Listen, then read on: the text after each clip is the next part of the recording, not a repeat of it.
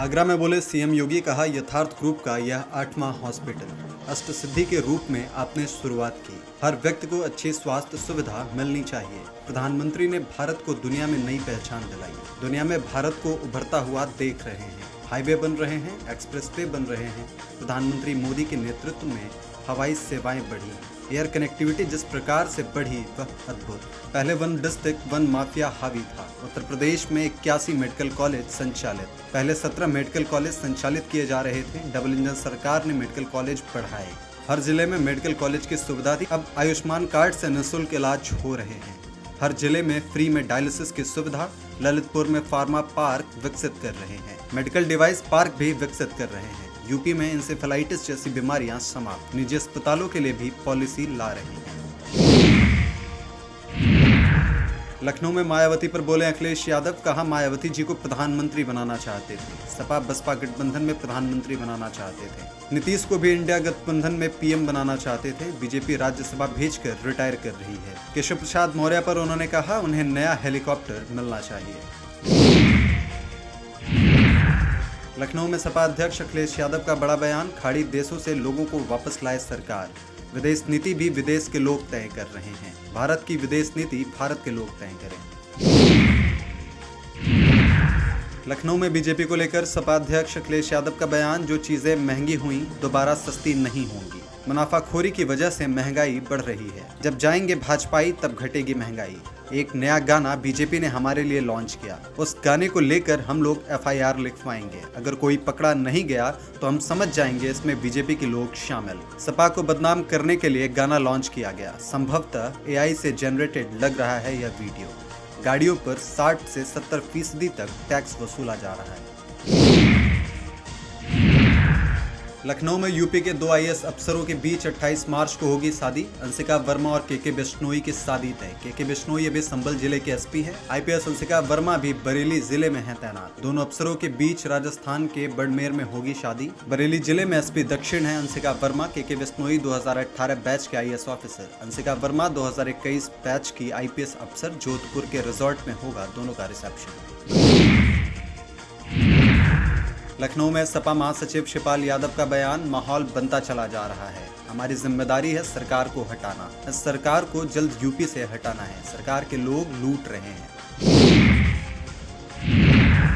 कौशाम्बी में हेलीकॉप्टर की खराबी पर केशव प्रसाद मौर्य का बयान, रायबरेली के पास आई तकनीकी गड़बड़ी, मुझे लगा कि दुर्घटना हो सकती है। रायबरेली से वापस लौटना पड़ा लखनऊ। दिल्ली में आम आदमी पार्टी के नेता अनुराग ठंडा का बयान, रसोई गैस 60 रुपए महंगी कर दी। पहले कहा था गैस के दाम नहीं बढ़ेंगे। 24 घंटे के अंदर गैस के दाम बढ़ा दिए। दुबई एयरपोर्ट पर फिर मंडराया खतरा। ईरानी ड्रोन कान्क्रोस ए के पास गिरा। यात्रियों की सुरक्षा पर बड़े सवाल उठे। क्षेत्र में लगातार ड्रोन और मिसाइल हमले। कुछ समय पहले ही फ्लाइटें शुरू की गई थी। ताजा घटना से सुरक्षा पर फिर से सवाल। एविएशन विशेषज्ञों ने इसे जोखिम बताया। खतरे के बीच उड़ानों का संचालन जोखिम भरा। सवाल उठ रहे हैं कि जब क्षेत्र में खतरा है, जल्दी स्थिति सामान्य दिखाने की कोशिश क्यों? दुबई स्थिति सामान्य दिखाने की कोशिश क्यों कर रहा है? विमान यात्री को नुकसान होने पर जिम्मेदार कौन? नेता प्रतिपक्ष और कांग्रेस सांसद राहुल गांधी ने कहा, अगर आप यूक्रेन जाकर देखेंगे कि लड़ाई के मैदान में क्या हो रहा है तो आप पाएंगे कि circular motion drone internal combustion engine को पूरी तरह से खत्म कर रहा है। ईरान में आप देखेंगे कि मिलिट्री पार्ट्स, बैटरी ऑप्टिक्स और इलेक्ट्रिकल मोटर्स की ओर बढ़ रहा है। इन टेक्नोलॉजी पर किसका दबदबा है? चीन का। यह हमारे लिए एक बहुत बड़ी समस्या है, क्योंकि हम ही ऐसे लोग हैं जो यह बदलाव ला सकते हैं। सही पॉलिसी और विजन के साथ Bharat electrical mobility circulation motion पर चीनियों से मुकाबला कर सकता है। केंद्रीय मंत्री गिरिराज सिंह ने कहा, टीएमसी सरकार घबराई हुई है। टीएमसी सरकार के खिलाफ जनता में आक्रोश है। भाजपा की सरकार आएगी तो शिक्षकों की बहाली भी होगी और स्वयं सहायता समूह को लखपति दीदी भी बनाया जाएगा, और इसलिए टीएमसी सरकार घबराई हुई है। टीएमसी का एक मुख्य लक्ष्य है कि बंगाल में रोहिंग्या मुसलमानों को कैसे भारतीय नागरिकता मिले और वोट देने का अधिकार मिले। आरजेडी नेता मनोज कुमार झा ने कहा, मुझे अफसोस है कि डोनाल्ड ट्रंप के असंगत बयानों पर भी प्रतिक्रिया देनी पड़ती है। हमारे जिन मंत्रियों और अधिकारियों की ओर से प्रतिक्रिया आनी चाहिए वे खामोश हैं। मैं नहीं जानता कि इसकी वजह क्या है। हम क्यों प्रतिकार नहीं कर सकते हैं? हमें किन चीजों का डर है? सरकारें आएंगी और जाएंगी, सरकार रहे न रहे मगर देश रहेगा। वो यह तय नहीं करेंगे कि हमें क्या करना है। भारत में ईरान के सुप्रीम लीडर के प्रतिनिधि डॉक्टर अब्दुल मजीद हकीम इलाही ने कहा, कोई भी ऐसी स्थिति या हालात नहीं चाहता। हमारी स्थिति अच्छी नहीं है।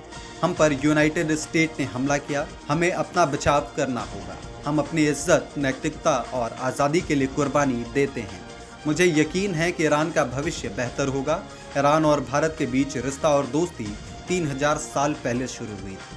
मुझे यकीन है कि हमारा रास्ता आगे भी जारी रहेगा। कांग्रेस सांसद जयराम रमेश ने कहा, बजट सेशन का दूसरा चरण शुरू होने वाला है और यह 25 दिनों का सेशन है। यह बैठक 17 दिनों की होगी। हम विपक्ष की ओर से कई मुद्दे उठाएंगे। अमेरिका और इजराइल का जो आक्रमण ईरान पर हुआ है, इसका पूरा असर पश्चिम एशिया पर हुआ। इस युद्ध का असर हिंद महासागर तक पहुंचा। इंडो यूएस ट्रेड डील पर कई सवाल उठे हैं। केवल बयानबाजी नहीं चलेगी, हमें सवाल पूछने का मौका नहीं मिलता है। पीयूष गोयल ने लोकसभा और राज्यसभा में एक बयान दिया था, लेकिन हमें उस पर सवाल करने का मौका नहीं मिला। लोकतंत्र में चर्चा होनी चाहिए। भाजपा नेता शहजाद पूनावाला ने कहा, टीएमसी का मतलब बन चुका है टोटल माफिया कल्चर। ऐसा पहली बार नहीं हुआ है कि किसी संवैधानिक पद पर बैठे किसी व्यक्ति को टीएमसी के लोग धमकी दे रहे हैं। इन्होंने बीएलओ से लेकर चुनाव आयुक्त तक को धमकी देने का काम किया है। दिल्ली में कांग्रेस सांसद इमरान मसूद का बयान, सरकार ने गैस के दाम बढ़ा दिए, अभी पेट्रोल डीजल के दाम बढ़ेंगे। भारत मुसलमानों का भी देश है। हरिद्वार में गृह मंत्री अमित शाह का बयान, हरिद्वार में भाजपा वाले इकट्ठा हुए। उत्तराखंड में तीसरी बार बीजेपी सरकार बनाएगी। देवभूमि उत्तराखंड की भूमि को प्रणाम। पूरे देश की आस्था यहाँ निवास करती है। बीजेपी सरकार के यहाँ 9 साल पूरे हो रहे हैं। पहले उत्तराखंड अधिकारों के लिए संघर्ष कर रही थी। कांग्रेस और सपा ने दमन का कार्य किया। रामपुर तिराहा की घटना उत्तराखंड वासी भूले नहीं। ये 9 साल उत्तराखंड के विकास के साल रहे। उत्तराखंड आज विकास के रास्ते पर बढ़ रहा है। 2028 में कंप्लीट इम्प्लीमेंटेशन हो जाएगा। नौकरियों के लिए अब कोई सिफारिश नहीं।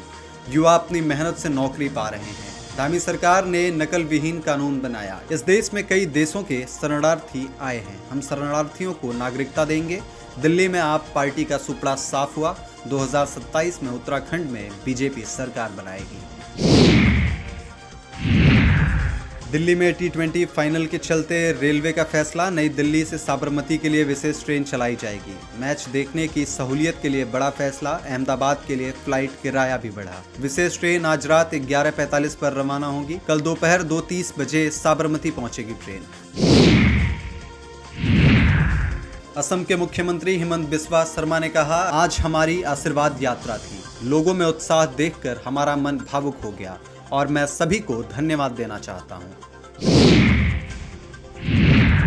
उत्तराखंड के मुख्यमंत्री पुष्कर सिंह धामी ने कहा, आज हमें उत्तराखंड में भाजपा सरकार के दूसरे कार्यकाल के 4 वर्ष पूरे हुए हैं।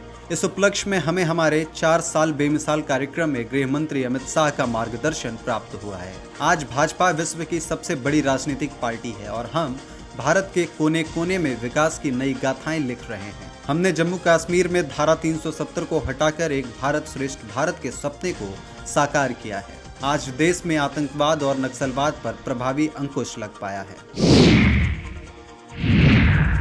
T20 वर्ल्ड कप 2026 का फाइनल मुकाबला आज भारत और न्यूजीलैंड के बीच खेले जाने वाला यह फाइनल मुकाबला अहमदाबाद के नरेंद्र मोदी स्टेडियम में खेला जाएगा। यह मैच रविवार 8 मार्च को खेला जाएगा। न्यूजीलैंड की टीम पहले ही साउथ अफ्रीका को 9 विकेट से हराकर फाइनल का टिकट काट चुकी है।